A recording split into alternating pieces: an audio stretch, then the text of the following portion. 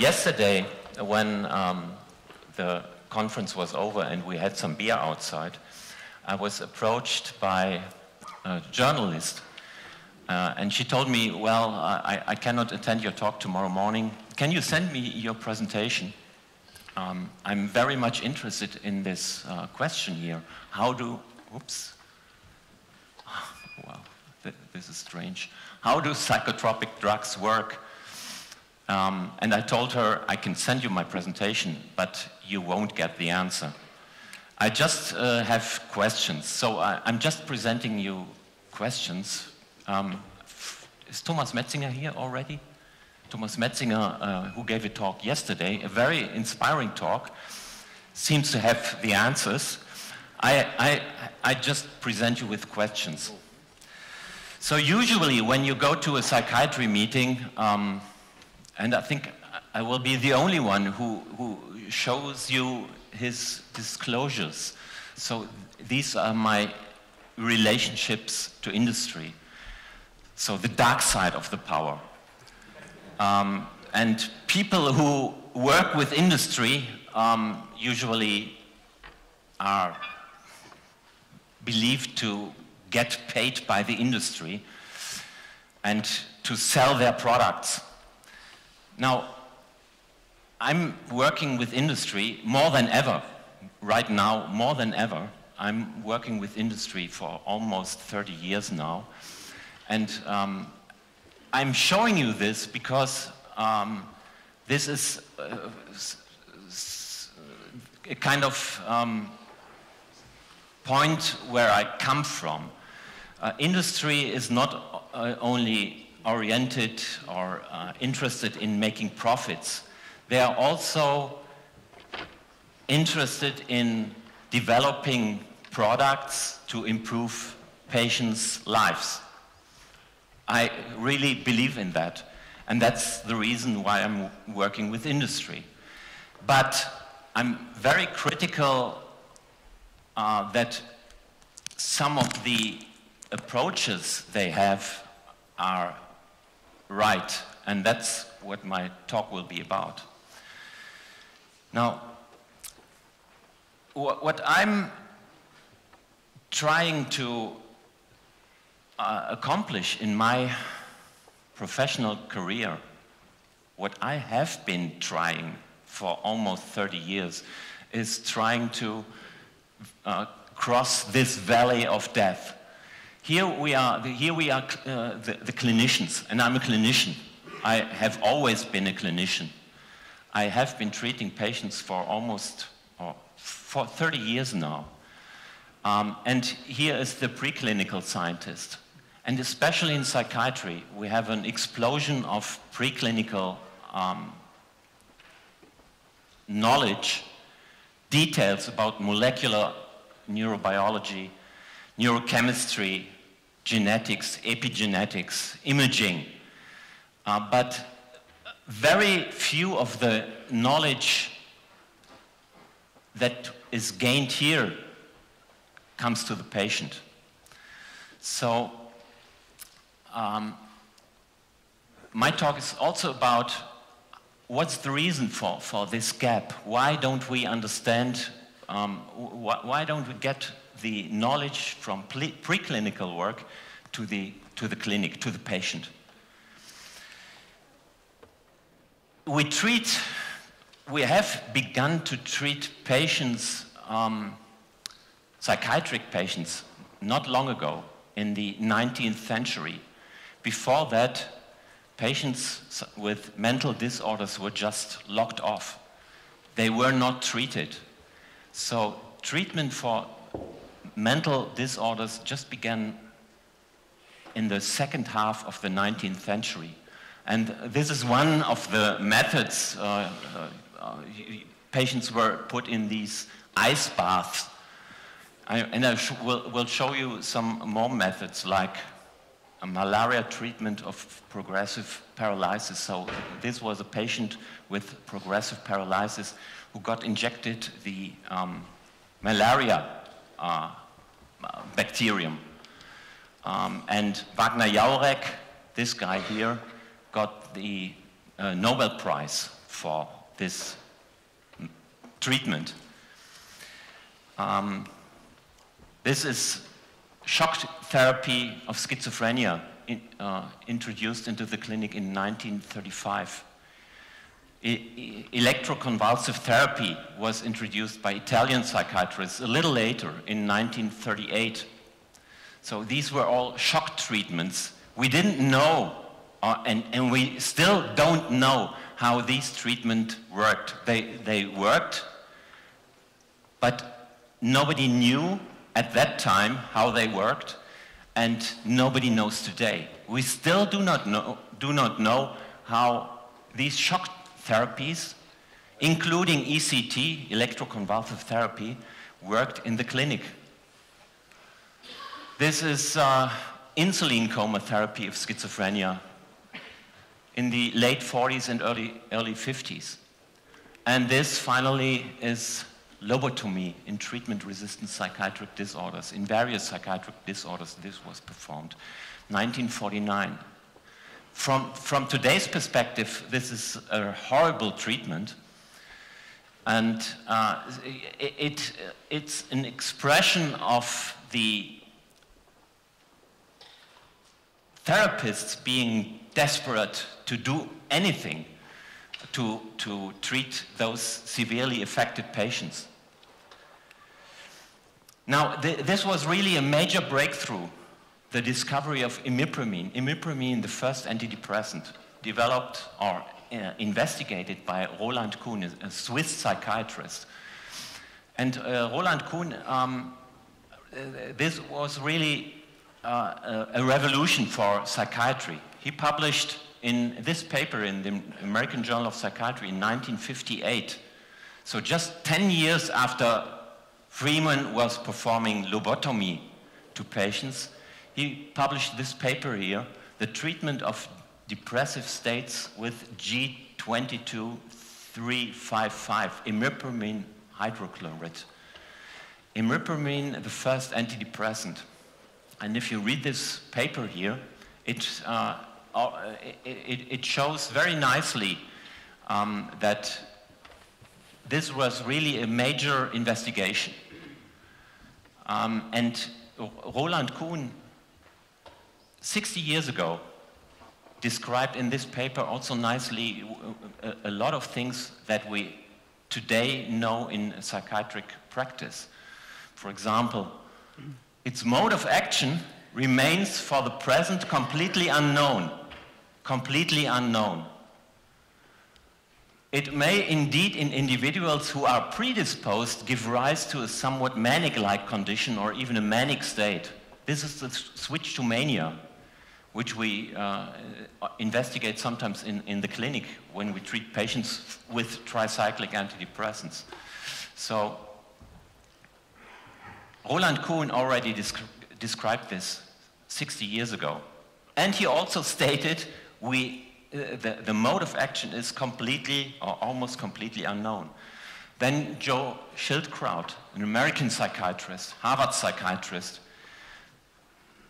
he tried to understand the mode of action of imipramine, and he formulated the catecholamine hypothesis of depression.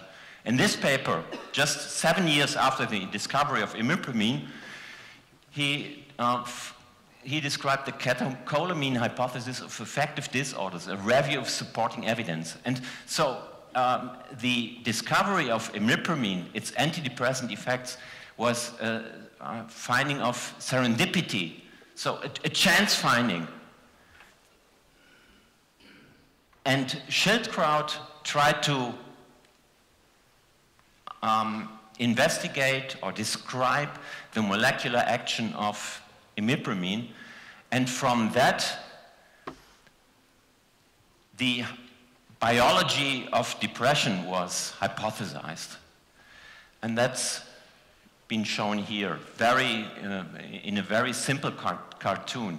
This is the presynaptic neuron, the green is the postsynaptic neuron, this is the normal state. Here we have the neurotransmitter, this is postsynaptic receptors, and in the depressive state, the hypothesis states that there is reduced neurotransmitter serotonin or norepinephrine in the presynaptic neuron, and that there is less activation of postsynaptic receptors. And if we block this transporter here on the presynaptic neuron, we normalize serotonergic or noradrenergic neurotransmission, and thereby we improve depression.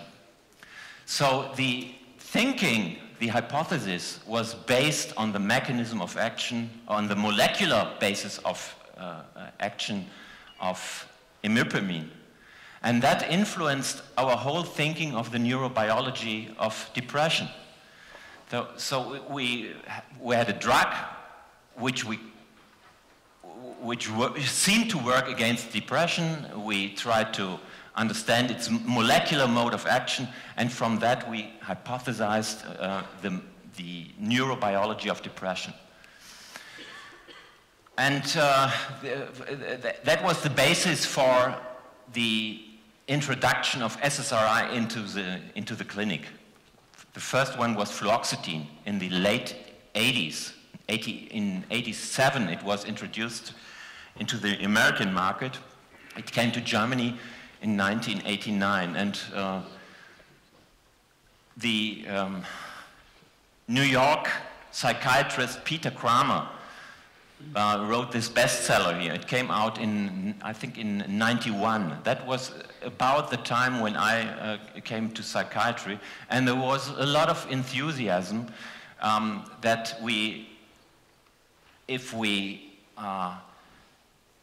administer selective drugs to our patients, that we can change their behavior, their emotion, their mood, that we can improve psychosis, and that we can change mental health. And that was the basis also for everything what I did over the decades. And I'll show you just one piece of work I did over the last 30 years. That was a paper I'm really proud of. I apologize for my proudness. A paper written with Arvid Carlsson. Arvid Carlsson got the Nobel Prize for medicine and physiology in the year 2000 for his discovery of the role of dopamine in schizophrenia and Parkinson's disease, so in neuropsychiatric disorders. And what this slide illustrates is we have now very fancy methods like positron emission tomography. These are positron PET images of the action of 3 different antipsychotics in the human brain. So we can now study the actions of more or less selective psychotropic drugs in the human brain, in the living human brain. We can investigate their mode of action, and that's really fascinating. So we got a lot of insight into the molecular mechanism of action of these drugs. And I'm very convinced, although I will show you some critique of this approach, I'm very convinced that we are now doing much better with the treatment of our patients today in psychiatric practice. So treatment really improved, also based on such studies. We are really much better in patient care. But these are prescription rates for antidepressants in Germany between 2005 and 2017. And you see that the prescription rate more than doubled.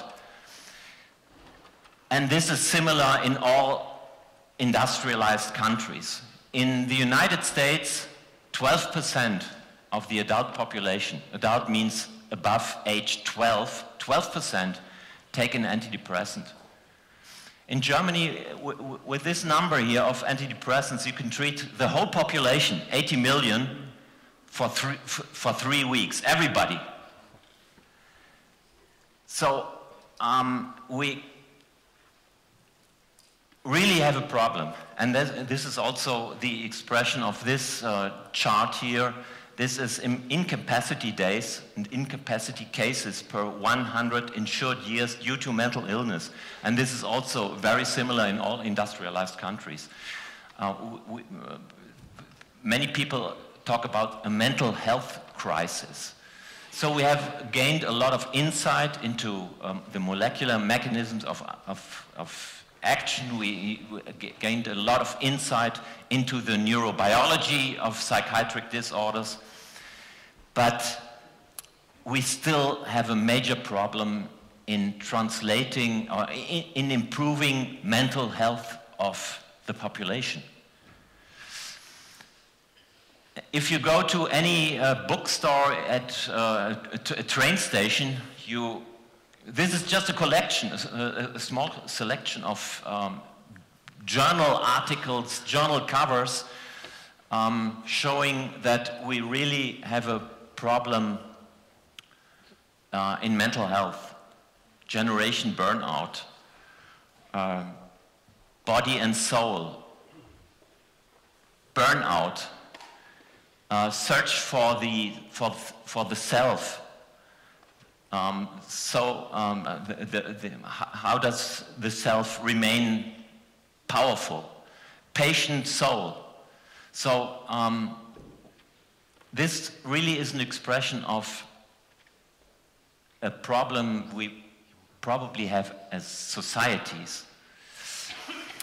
And this was on the cover page of the New York Times a year ago. Many people taking antidepressants discover they cannot quit. So 12% of the population take antidepressants, but usually many psychiatrists think, well, we have a defect. Depression is an expression of a molecular defect in your brain. So you take the medication, and then you have to take it forever, because that's the only way you heal the defect. Like diabetes, you have a lack of insulin, and if you make the diagnosis, you have to take insulin forever. And that's the concept that's behind the treatment approach in modern psychiatry. You have to administer the drug forever. But many patients don't like to take drugs forever, so they want to quit. The talk with the largest audience I ever had was a talk on quitting psychotropic drugs. Last year, when I gave a talk here in Berlin at our annual conference, there was an audience of more than 1,000 people attending a talk on how to stop taking psychotropic drugs. There are more problems. This is a study, and these are just single examples illustrating the problem we have with psychotropic drug treatment. This is a paper by John Crystal's group from Yale. So he's one of the leading figures in American psychiatry. These people studied, they took the clinical data from all duloxetine trials. Duloxetine is an antidepressant made by whatever. Insight into the antidepressant and placebo responses. So what they did, they calculated treatment trajectories, and they found that there are typical treatment trajectories. This is treatment with duloxetine, the active compound. This is treatment with placebo, and duloxetine is better than placebo, and that you can show with all the available antidepressants. There is a difference between placebo response and antidepressant response. And this is the illustration of those patients who get the drug, duloxetine, but don't respond. They are worse than placebo. So for this proportion of patients, this is about 1/4 of all patients treated with duloxetine, it would have been better to be treated with placebo.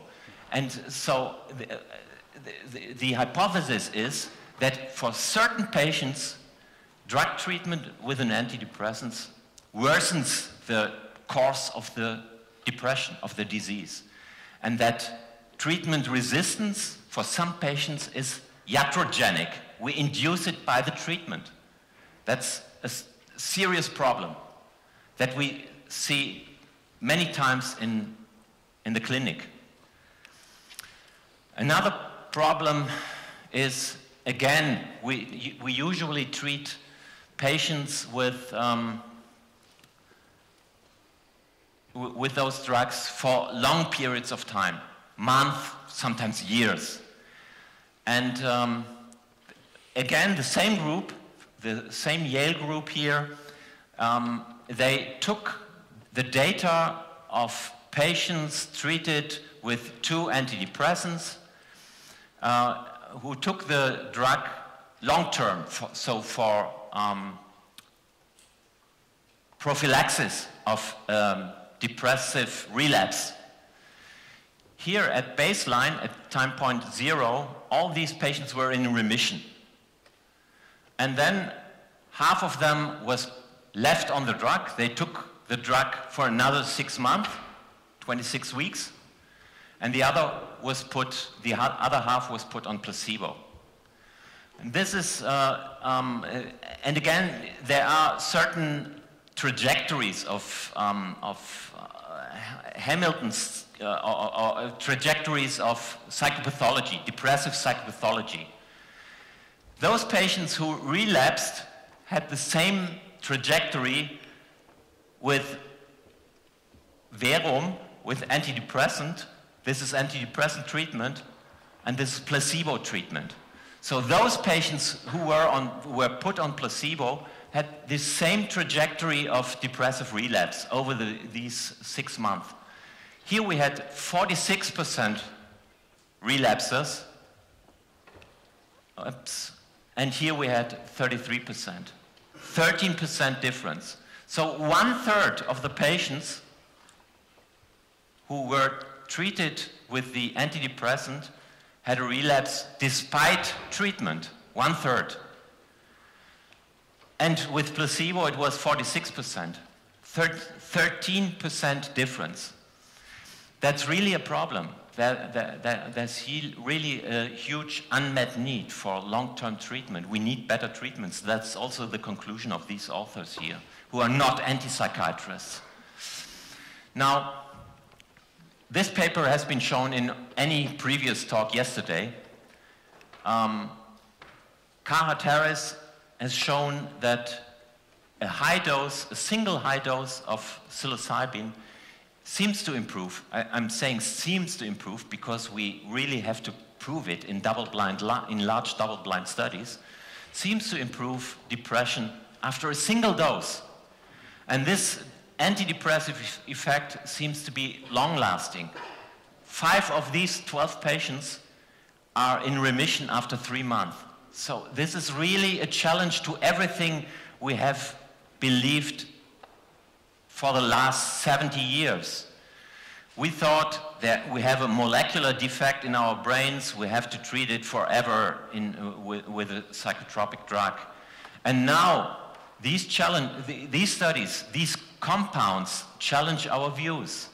You administer a drug like psilocybin or LSD, and you see an improvement for months. How can that be? This is not consistent with our view in psychiatric drug treatment. And this paper has also been shown yesterday. It's really a landmark study by Roland Griffith. The study which showed that, and it's a psychopharmacology journal, that's really interesting. The title, Substantial and Sustained Personal Meaning and Spiritual Significance in a Psychopharmacology Journal. That's really a revolution. And Griffith and colleagues showed that psilocybin induced in an experience that many of the subjects here rated among the top 5 meaningful experiences. And that's really very interesting. So the psychiatric community now discusses the question, is this a pure biological effect? Can we explain this with pure biological terms? Or is it a matter of the experience? And how does experience relate to biology? So, I'm almost at the end. So for me as a psychiatrist,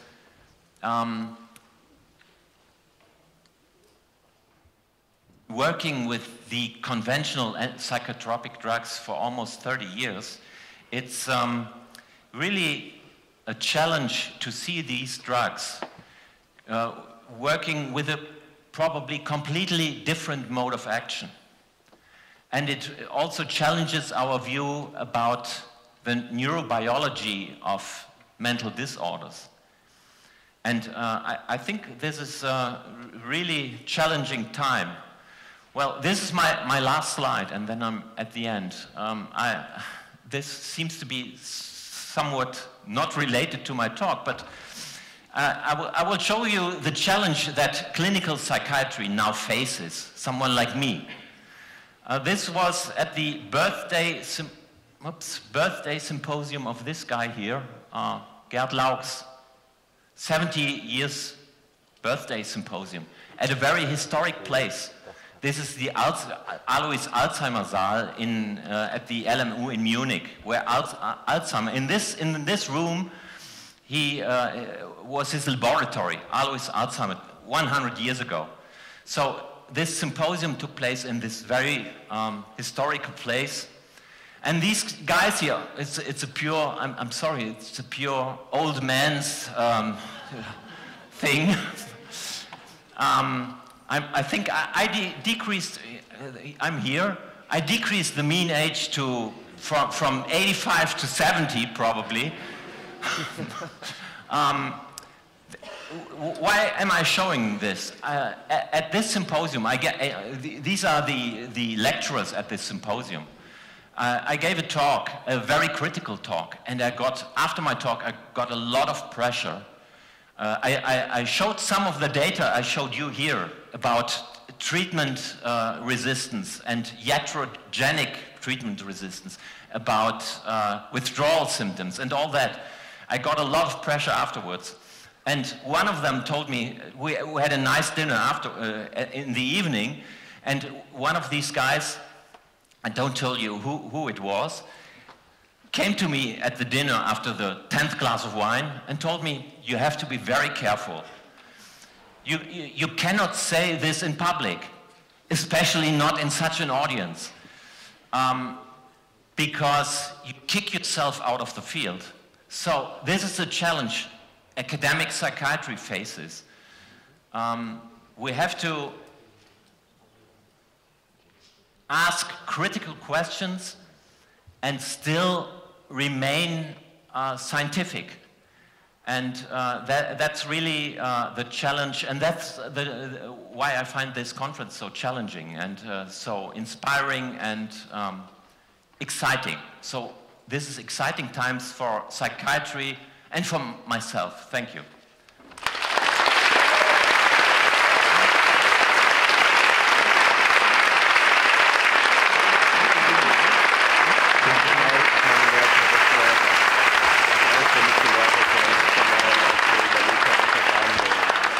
Thank you very much, Gerd, for this very insightful talk. We would like to take 2 questions from the audience. Hi. I have a critical question to ask you. I was heavy metal poisoned in my early life by rocket testing, which I just discovered, which was the cause of 45 years of treatment-resistant depression, suicidal depression. Once I got the heavy metal out of me, my depression ceased. I was able to get off medication. Mm-hmm. Why doesn't psychiatry automatically test people for heavy metals? They just send them straight to the drugs. Well,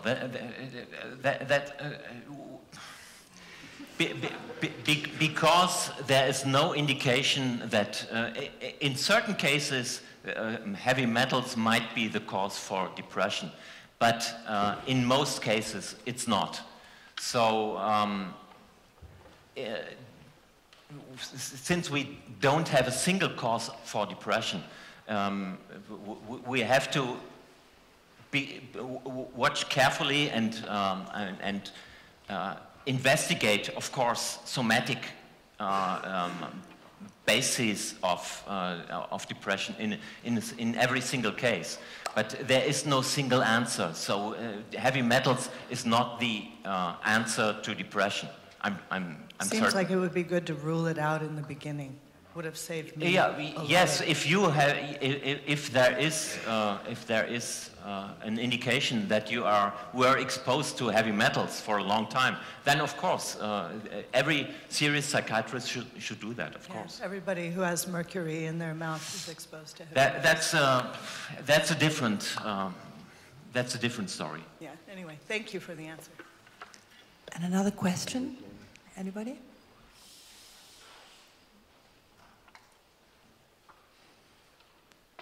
Well, first, thanks for your talk, as well as thanks for your insight and, let's say, humble and realistic of how the situation is. So you make it really clear that the data is here, the problem is here, and the possible solution is here. But the last picture was really clear.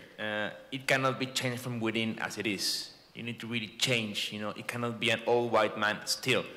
So what can people from outside, the non-psychiatrists, entrepreneurs, can make to change you guys and to make the change? Oh, I think we don't have the time to answer this question. Let's start with I think the whole meeting is about this question. I have no simple answer.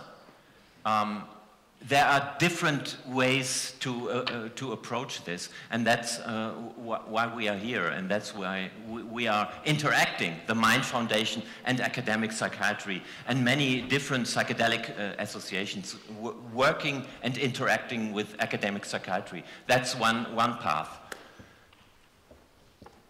Okay? Thank you very much, Gerd.